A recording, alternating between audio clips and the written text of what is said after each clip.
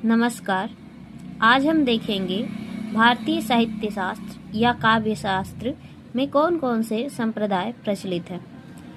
भारतीय काव्य शास्त्र में या भारतीय साहित्य सिद्धांत में जो सबसे पहला संप्रदाय आता है वह है रस संप्रदाय अथवा रस सिद्धांत, जिसके प्रवर्तक आचार्य भरत मुनि माने जाते हैं, जिनका समय दूसरी सदी ईसा पूर्व से 2 ईसा पूर्व के बीच माना जाता है। और इनकी जो प्रमुख पुस्तक है नाट्य शास्त्र है, जिसमें उन्होंने रस सिद्धांत की व्याख्या की है। दूसरा जो सिद्धांत है वह अलंकार सिद्धांत या अलंकार संप्रदाय कहलाता है।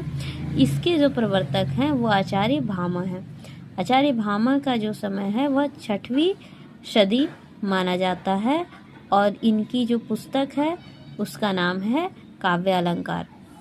तीसरा जो प्रमुख संप्रदाय है वह रीति संप्रदाय है और रीति संप्रदाय अथवा इसे रीति सिद्धांत कहते हैं।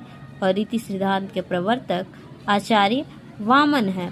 आचार्य वामन का समय 8वीं सदी है और इनकी जो प्रमुख पुस्तक है उसका नाम है काव्य अलंकार सूत्रवृत्ति।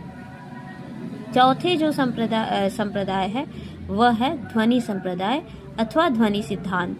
इसके प्रवर्तक आचार्य आनंदवर्धन माने जाते हैं।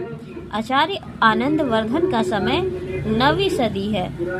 आचार्य आनंदवर्धन का समय 9वीं सदी है और इनकी प्रमुख पुस्तक का नाम है ध्वन्यालोक। अगले पांचवा जो सिद्धांत या संप्रदाय है वो है वक्रोक्ति संप्रदाय या वक्रोक्ति सिद्धांत, जिसके प्रवर्तक आचार्य कुंतक हैं। वक्रोक्ति संप्रदाय के प्रवर्तक आचार्य कुंतक हैं। इनका समय 10वीं से 11वीं सदी के बीच माना जाता है और इनकी पुस्तक का नाम है वक्रोक्ति जीवितम। अगला जो संप्रदाय है वह है औचित्य संप्रदाय। औचित्य संप्रदाय के जो प्रवर्तक माने जाते हैं वह हैं आचार्य क्षेमेंद्र। आचार्य क्षेमेंद्र का समय 11वीं सदी माना जाता है और इनकी जो पुस्तक है उसका नाम है औचित्य विचार चर्चा और एक और पुस्तक है इनकी कवि कंठाभरण।